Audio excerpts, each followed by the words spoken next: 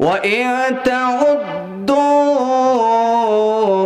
نعمة الله لا تحصوها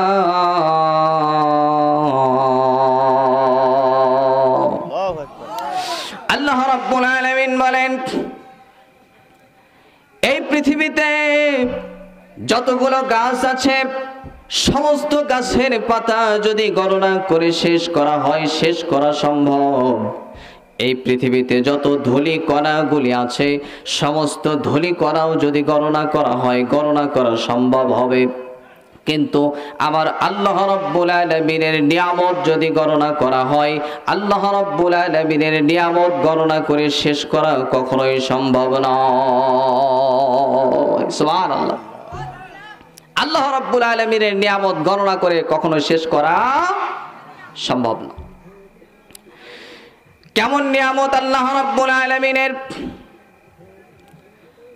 আল্লাহ রাব্বুল আলামিন কোরআনে কারীমের মধ্যে বলেন, খালাকাল ইনসানা আল্লামাহুল বায়ান। আল্লাহ রাব্বুল আলামিন বলছেন, ও আমার বান্দারা রে, আমি আল্লাহ রাব্বুল আলামিন তোমাদেরকে সৃষ্টি করেছি। জোরে বলেন সুবহানাল্লাহ।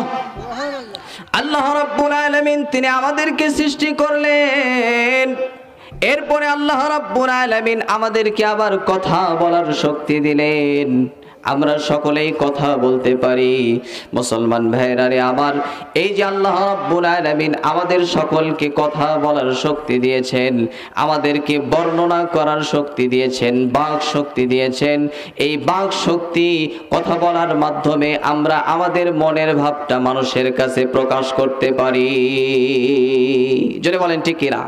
আমাদের মনের ভাবটা আমরা মানুষের কাছে প্রকাশ করতে পারি। এটা আল্লাহ পাকের পক্ষ থেকে নিয়ামত কি নিয়ামত নয়? জোরে বলেন নিয়ামত কি নিয়ামত নয়? নিয়ামত। শুধু তাই নয়, শুধু তাই নয়,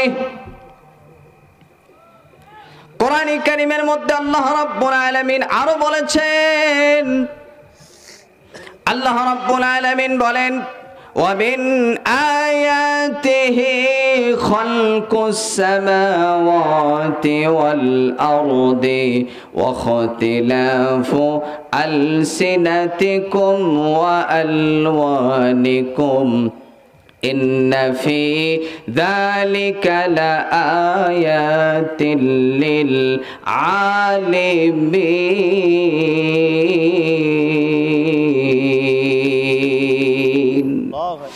আল্লাহ রাব্বুল আলামিন কোরআন কারীমের মধ্যে বলতেছেন, ও আমার বান্দারা রে, তুমি যেদিকেই তাকাবা আমি আল্লাহ রাব্বুল আলামিনের নিয়ামত আর নিদর্শন দ্বারা ভর্তি।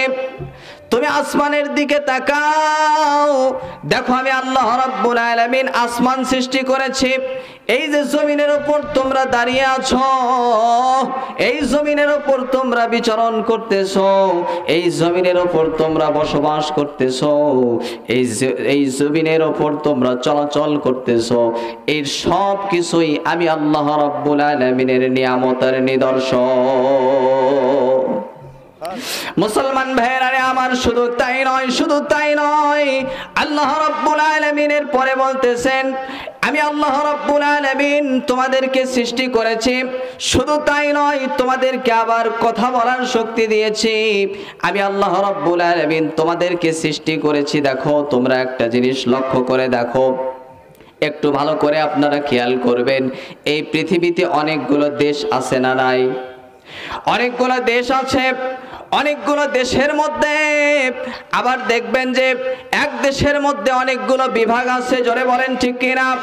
আবার এক এক বিভাগের মধ্যে অনেকগুলো করে জেলা আছে। আবার জেলার মধ্যে থানা আছে, থানার মধ্যে পোস্ট আছে, পোস্টের মধ্যে আবার গ্রাম আছে, গ্রামের মধ্যে পাড়া আছে, এই পাড়ার মধ্যে আবার পরিবার আছে। জোরে বলেন ঠিক কিনা? মুসলমান ভাইরা রে আমার, আল্লাহ রাব্বুল আলামিন সেই কথাটাই বলতেছেন, ও আমার বান্দারা রে, তোমরা একটা বার লক্ষ্য করে দেখো, আল্লাহ রাব্বুল আলামিন বলেন, দেখো তোমাদের পরিবারের মধ্যে সদস্য হলো তোমরা 4 জন 5 জন বা 7 জন, এই 4-5 জনের মধ্যেও দেখো আমি আল্লাহ রাব্বুল আলামিনের কি সুন্দর নিদর্শন, কারো চেহারার সঙ্গে কারো চেহারার মিল নাই। সুবহানাল্লাহ। শুধু তাই নয়, শুধু তাই নয়, কারো চেহারার মধ্যে কারো চেহারার মিল নাই, কারো জবানের সঙ্গে কারো জবানের মিল নাই। বাংলাদেশের ভাষা একরকম, ইন্ডিয়ার ভাষা আরেক রকম, পাকিস্তানের ভাষা আরেক রকম, আমেরিকার ভাষা আরেক রকম। এরকম পার্থক্য আছে না নাই? মুসলমান ভাইয়েরা রে আমার, শুধু তাই নয়, শুধু ইন্ডিয়ার মধ্যেই বিভিন্ন ধরনের ভাষা আছে। আল্লাহ রাব্বুল আলামিন এই কথাটাই আমাদেরকে জানিয়ে দিচ্ছেন যে তোমাদের কথার মধ্যে এবং তোমাদের চেহারার মধ্যে আমি আল্লাহ রাব্বুল আলামিন ভিন্নতা করে দিয়েছি। সুবহানাল্লাহ। তোমাদের চেহারার মধ্যে আমি আল্লাহ রাব্বুল আলামিন ভিন্নতা করেছি, তোমাদের কথার মধ্যে আমি আল্লাহ রাব্বুল আলামিন ভিন্নতা করেছি। এর দ্বারা তোমরা একটু লক্ষ্য করে দেখো আমি আল্লাহ রাব্বুল আলামিনের কত বড় নিয়ামত আর কত বড় নিদর্শন।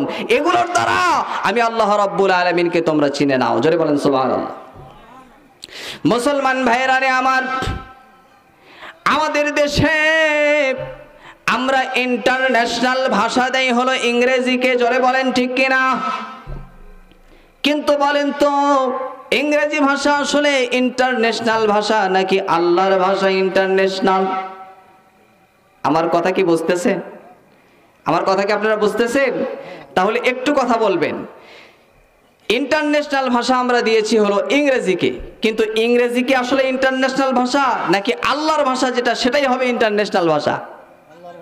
আল্লাহর ভাষা যেটা সেটাই হবে ইন্টারন্যাশনাল ভাষা। জোরে বলেন ঠিক কিনা? তাহলে এখন আপনাদের কাছে লক্ষ্য করে আমার প্রশ্ন, আপনারা বলেন তো কবরের ভাষাটা কি হবে? আরবি। আরো জোরে বলেন কি হবে? আরবি। হাসরের ভাষা কি হবে? আরবি। ফুলসিরাতের ভাষা কি হবে? মিজানের ভাষা কি হবে?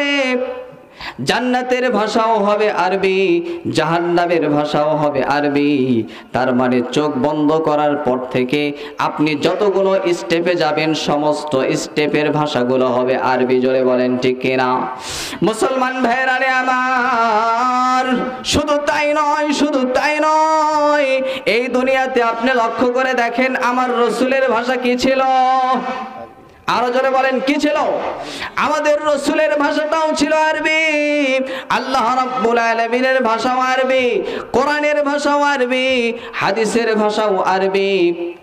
এই জন্য আল্লাহ রাব্বুল আলামিন কোরআনে কারীমের মধ্যে সুন্দর করে বলে দিচ্ছেন, লিসানুল্লাযী ইউলহিদুনা ইলাইহি আ'জামিয়্যু ওয়া হাযা লিসানুন আরাবিয়্যুম মুবিন।